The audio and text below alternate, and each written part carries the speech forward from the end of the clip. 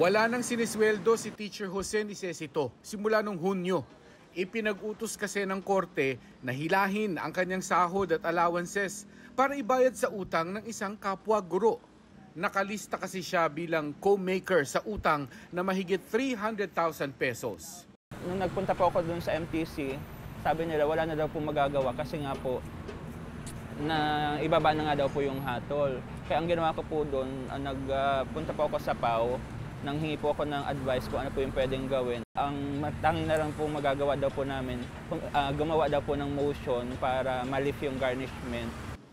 Pinapalagan niya ang desisyon ng korte dahil hindi raw niya pirma ang nasa dokumento ng lending company, ni hindi niya nga raw kilala ang nangutang na guro.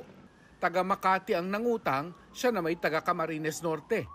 Matagal at magastos ang proseso para patunayan ni Teacher Jose na inosente siya.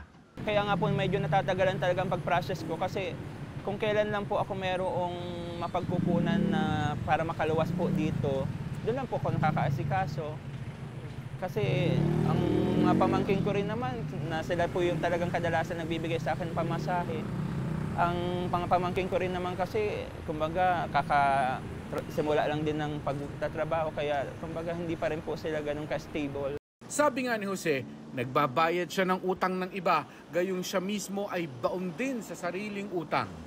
Simula raw na magturo siya noong 2010, hindi na siya umahon sa utang. Kakain ko lang ng July, namatay po ang tatay ko ng November 2010. Doon po nag-start. Nagkasakit din po ako, tapos nung nanganak po yung misis ko ay cesarean din po.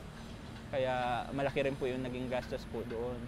Tapos ayun na po yung start na halos kapag kailangan ma-renew kahit hindi pa tapos yung loan, na-renew po. Kaya po kumbaga parang hanggang ngayon, hindi po rin po natatapos yung loan ko. Hiling ni Teacher Jose sa DepEd, sana mabilis ang promotion at dagdag sahod para hindi na sila kumakapit sa lending. Mas mabilis ma-promote yung mga bagong teacher kasi meron na silang masteral degree o meron na silang unit sa masteral kaysa doon sa mga talagang matatagal ng teacher. Dito sa bagong career progression, tinitingnan na ngayon yung experience. Kaya kahit papaano, parang yun na po yung pinaka-pinanghawakan namin na kahit sabihin namin mag-level up man lang kami.